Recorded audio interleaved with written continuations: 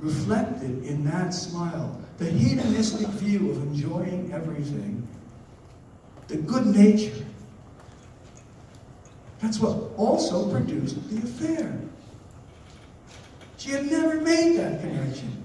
Everybody loves his good nature, but remember on the next couple of pages, she's going to say, everybody loves his good nature, but I hate that good nature of his. It's because she's discovered what it means, actually, in practice.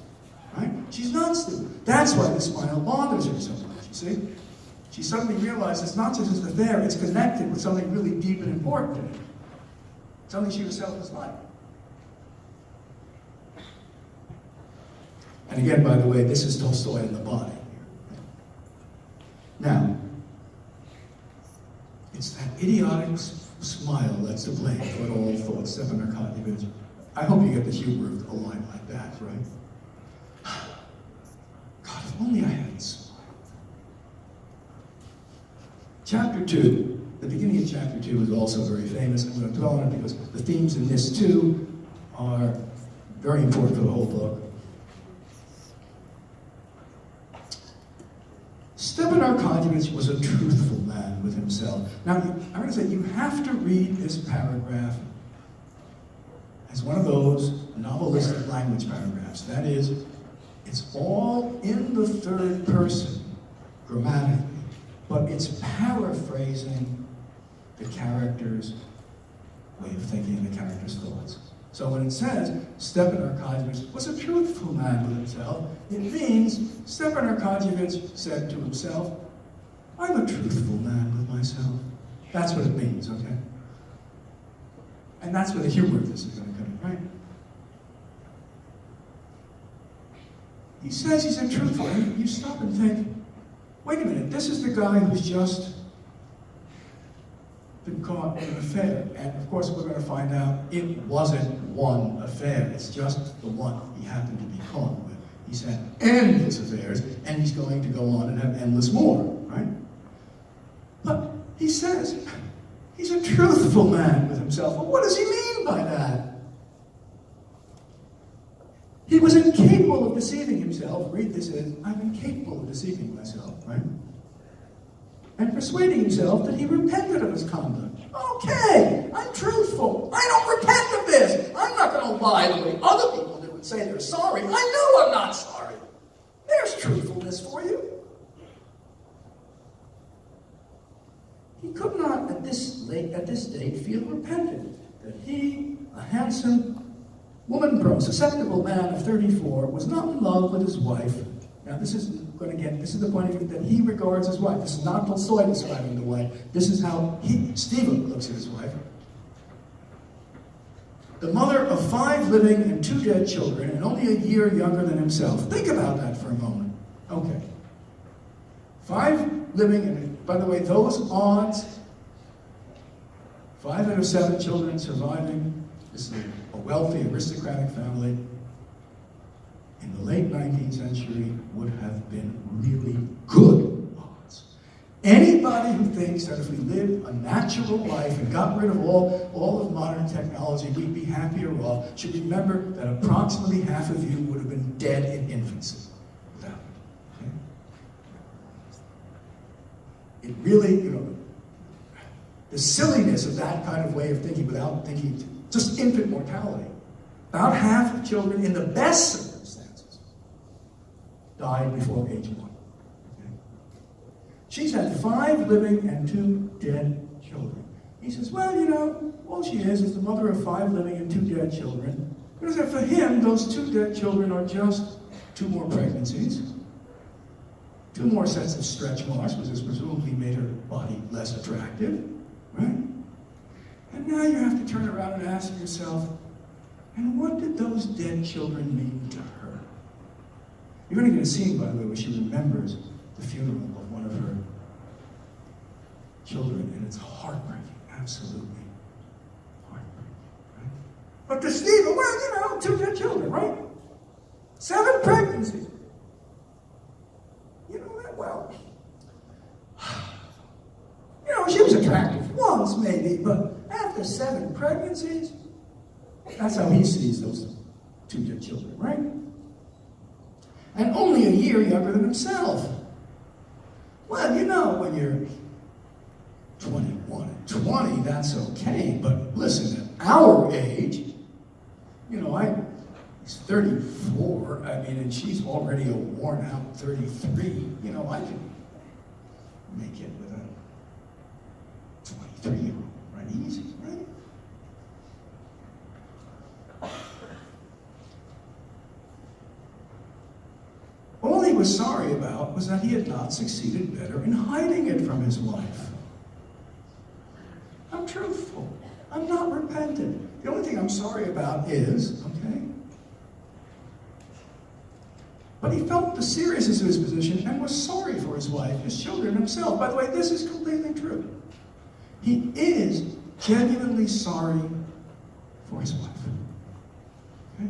You remember the scene when he's with her and he sees how she is suffering and his heart goes out to her and tears come to his eyes and it's perfectly sincere. As long as he's in her presence, he sympathizes. The moment he's out of her presence, you understand? He is one of the ways to be a good hedonist, to get everybody to love you and to take pleasure in the moment, is to completely absorb yourself in the moment. Understand? If you're always hanging back like leaven and thinking, oh, wait a minute, should I be enjoying this? Is this a moral thing to do? You don't enjoy it. Right? You have to be. Also, you're not fully engaged with the person you're with, and so the person doesn't enjoy you as much because you're not all there. You have to be able to completely absorb yourself in the present moment. So when he's with his wife, he's completely sympathetic with her. Look, wait, and the moment he's not here, look, later, we're going to see him in part 1. When he's with Levin, who's come to propose to Kitty, he is completely on Levin's side, quotes some encouraging verses to him, and then a few chapters later, he's with Vronsky, who's also pursuing Kitty, and he's completely on Vronsky's side and quotes the same verses to him. Wait a minute. She can't marry two. Man, this is Russia we're talking about. They don't have, multiple spouses, right? It's one or the other. So what? Is he being a hypocrite? With one or the other? The answer is not really, not in the sense we usually mean the term. He's not, when he's with Levin, thinking, I'm going to pretend to be sympathetic with him because I'm really sympathetic with the other guy. No, not at all. He's so absorbed in the moment that he's completely sympathetic with him. When he's with the other person, he's completely sympathetic with him. Wait a minute, but doesn't he compare the two? No, that's the skill. Okay? The skill that Stephen has perfected is, when being absorbed in the moment, not remembering anything that would interfere with his pleasure. You remember that at the end of this opening sections with his wife, this petitioner comes to him with various impossible requests, and Stephen thinks to himself, finishes up with her and thinks to himself before going after work whether he'd forgotten anything, and then the author says, no, he'd only forgotten one thing, his wife. Look, he's not lying when he's with, understand, Levin and sympathetic with him or Ross, because he could pass a lie detector test, because there's nothing in his head that says, I know I'm telling a lie. Okay? He's completely absorbed in the moment. It's not exactly that he has a bad memory. It's rather that he has what I like to call a good forgettery. He knows how to forget what is in his interest to forget. Now, It's hard to do that because, if you say, well, I'm going to forget that, you're remembering what you're forgetting. It takes a lot of training to learn how to do it, really, to be a good forgetter, right? But he is really completely mastered this skill. And that then leads one to reflect on the notion of being truthful or being honest. What does it mean? This is another theme in the book, right? If being truthful means not telling a conscious lie, then Steve is truthful, as he says about himself, a truthful man, right? But that's not what truthfulness or honesty entails. That's purely passive. Honesty means not just not being aware of something that might contradict what you're saying or doing. It's looking for it. Wait a minute. Do I know of anything that would make, if I remembered it now, would make me a hypocrite? Have I said the opposite on another occasion? Is this really true? Can I verify this? Or do I actually know enough to make... That's what an honest person, that's what you always see Levin doing here. He'll make some statement and then, suddenly realize, but wait a minute. I'm the last person in the world who should be saying this, given my behavior, and he'll suddenly back off. Okay? An honest person takes the effort to find out. Okay? This is going to be true, we're going to see, about not only beliefs in your personal life, but in your larger social, intellectual life. If you hold your social beliefs perfectly firmly and know of no counter evidence to them, it only means you haven't looked. Because if God has not come down and said to your political party, all the right is on your side. There's no evidence on the other side.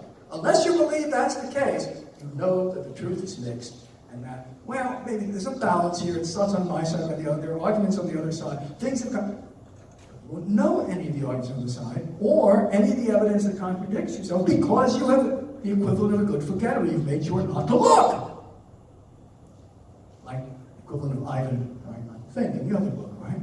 Honesty is active. You need to look. If you don't allow counter evidence, if you don't actually look for it, you are not truthful and not honest. You are Steve truthful. Okay? That's what, the contrast of Steve and Levin here, who is habitually the one who always remembering, feeling guilty about something, feeling he's been hypocritical. So back here to Stephen. Top of page 6, we're still at. Possibly he might have managed to conceal his sins better from his wife if he had anticipated the effect on her, should she discover them. Notice, by the way, oh, God, if I had realized she'd be upset. Do you get the humor of that one? Now, he's quite capable of putting himself in other people's position. That's why he said people like him so much. He clearly has chosen not to do it because he's not important enough to him, right? Huh. I had no idea she'd be upset. He had never clearly thought out the subject. That's another way of saying it wasn't worth his time, right? But he had vaguely conceived that his wife must long ago have suspected him of being unfaithful to her and shut her eyes to the fact. By the way, the Russian expression here is not shut your eyes to the fact, but look through your fingers of the fact, which I really like. He had even supposed that she, a worn-out woman, no longer young or good-looking, and in no way remarkable or interesting, merely a good mother. Can you imagine if she could overhear her thoughts and hear her described this way? If she could hear him thinking of her as a worn-out woman, no longer young or good-looking, and no way remarkable or interesting, merely a good mother, would she be less angry at him or more angry at him? You have to, part of what this kind of language is you get the author's point of view, this is where the humor comes from, the character's point of view, but you also, in a realist novel, imagine, what if the person talked about could hear this? Okay? It's an implicit ear there, okay? which you don't get in life, but the novel invites you to see, to hear. Obviously, she'd be even more offended and furious, right? Notice, by the way, and that she's merely a good mother. You're going to find out in this book that in the values of this book, there is no more important occupation in the world than being a good mother, or generalizing a good parent. Okay? Because if children do not get certain things in childhood, we're going to see this is true of Vronsky, you never get them. There's no substitute. People don't honor it. In our society, mothering does not figure in the GDP. Right? You don't figure it. It's looked down upon, unvalued. But for Tolstoy, those are the people who really, really matter. And the occasional good father, too. So that merely a good mother marks an enormous distance, not only from Dolly, but from the author here, right? So he thought that she, the worn-out woman, merely a good mother, ought from a simple sense of fairness to take an indulgent view. I mean,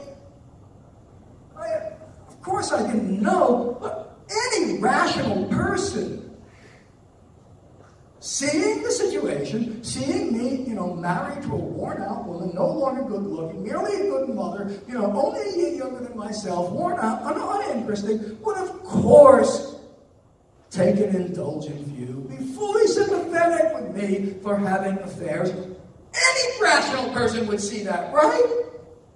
So naturally, my wife being a rational person, she must have seen that too. And the last line of the paragraph is, I hope you get the full humor of this, it turned out quite the other way. Well, what do you know? Okay? I hope you get the real irony and humor of this wonderful description. But if you want to, I'm going to pause here for a moment now and say something more general about Stiva and a little bit about Dolly. What I'm going to say here, you're not going to see the reason for yet, but I want to give it to you anyway. And so you can ask yourself as you read on, is it true?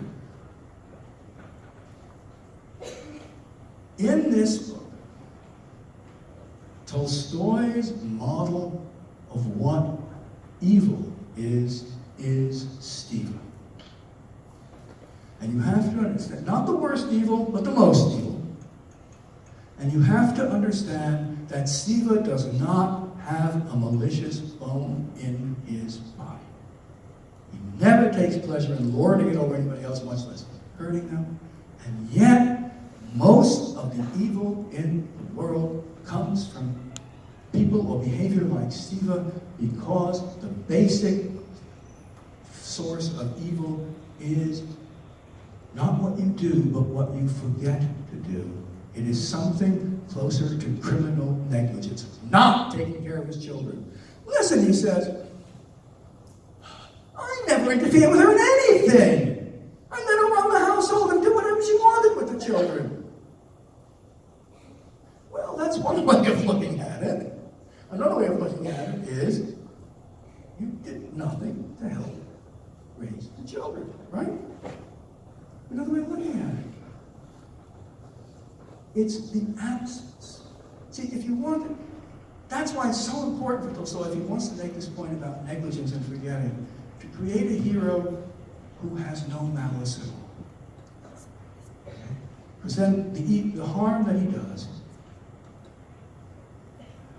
could contribute to that, but it's not. And I'm also going to try to show you that Tolstoy's model of what goodness is Dolly. Okay?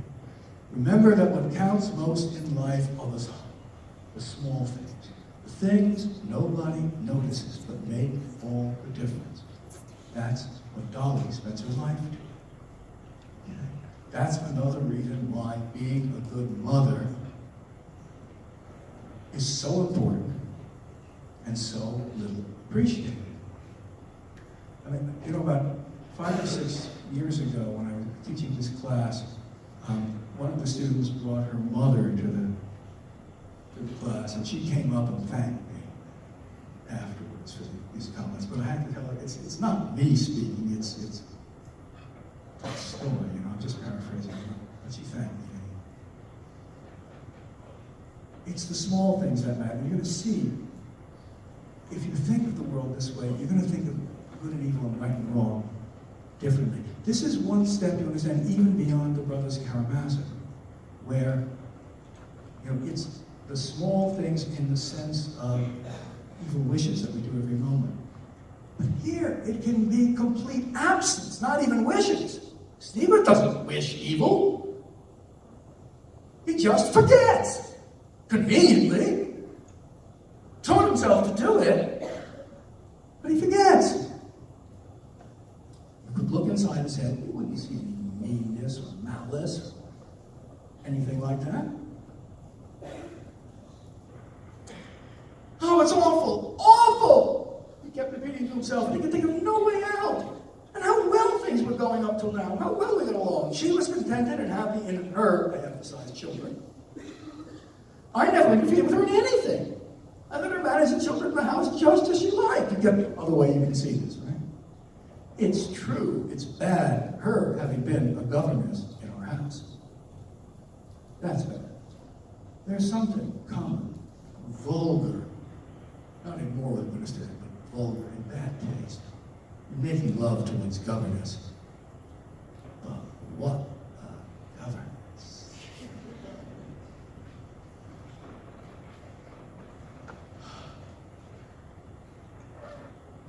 So, the end of the chapter, page 8.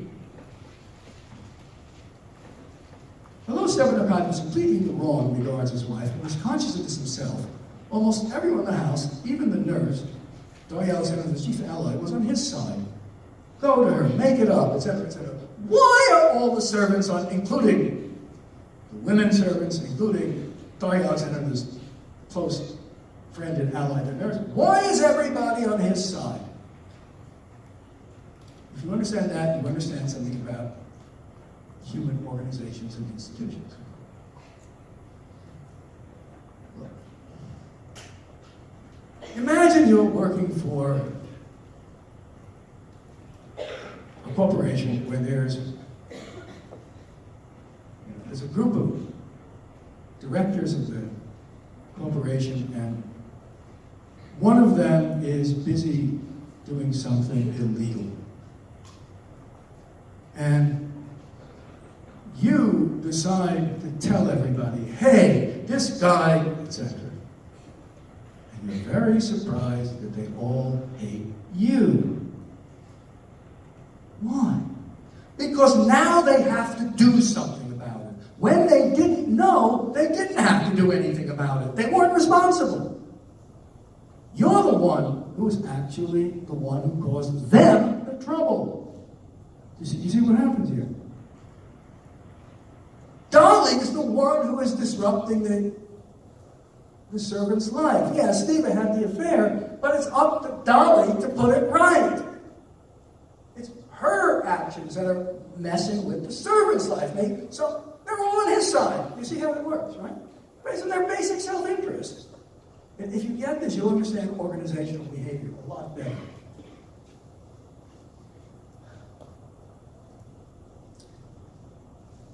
Go to next chapter, page 9. We have Steve at breakfast, reading his letters, reading the newspaper, and then we get Steve's politics. Stepanakert took and read a liberal paper. Not an extreme one, but one advocating the views held by the majority. This doesn't mean the majority of the Russian people, which was tens of millions of peasants. It means the majority of people of his social class, right? Professional people, noblemen, people who work in government. And in spite of the fact that science, art, and politics had no special interest for him, he firmly held those views on all these subjects which were held by the majority and his people. And he changed them only when the majority changed them. And here's the famous line. Or more strictly speaking, they seem to change of themselves within him. Look, one way to get your views is to think through, okay, the conservatives say this is the best way to help poor people, and the liberals say this. What's the evidence on both sides? Let's come to a conclusion. The other way is, all my friends think this. If I want to have a good social life, of course it's much more convenient if I think this too. So I'm just going to, if something happens that seems to contradict our position, I'm going to immediately learn the arguments to refute it. Not ask whether it's true, you understand, but figure out the best way of refuting it. Right?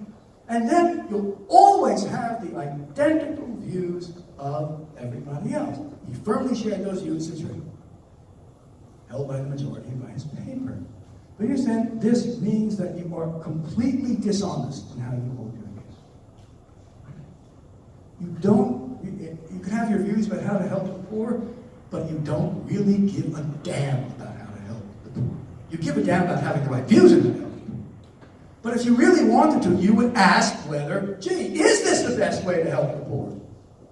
But if you don't, if you're just doing it because that's what people in my social circle do, and I don't want to be ostracizing anybody else, then, okay, that's fine if you tell yourself, my views are simply like wearing the right hat.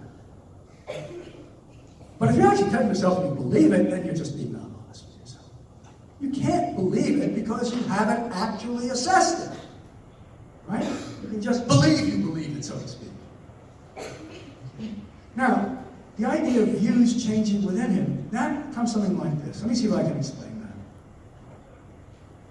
that. When I was younger, a liberal, I'm thinking of someone like John F. Kennedy, was someone who wanted to confront the Soviets, have a highly aggressive foreign policy, and build up the military because we liberals believe in freedom and the Soviets are oppressing it, and we're not going to be like Eisenhower, who didn't really care about those things and only cared about business. Okay? Then the Vietnam War came, and gradually a liberal was someone who did not believe in helping countries preserve their liberty or any expenditures for the military. Then in the Clinton years, it reversed again. Okay? And, well, did anybody in these periods say to themselves, wow, only 5 years ago I believed the opposite. I guess I'd have to change my mind. No. Because then you would have to admit that you and the people like you were wrong. And you never, ever do that. Only the other guys are wrong. So what happens is that your point of view has no sharp turnaround. It's a little bit at a time, and gradually you think the opposite. But at each point, you're the moral ones and the other side is the immoral ones. And you never even notice you've reversed decision. You haven't changed your views. They have changed of themselves within you. You understand the difference? And this is, Tolstoy in this book is really, really interested in the authenticity of feelings and the authenticity of belief. And he likes to point out where things are inauthentic in feelings and social behavior, in your relation to yourself and in your views. And this is the first time we get the idea of inauthentically held views. Remember, it's not the content of the views that's an issue here, whether you should be a liberal or not. It's the way the views are held. That's an issue. Okay, till next time.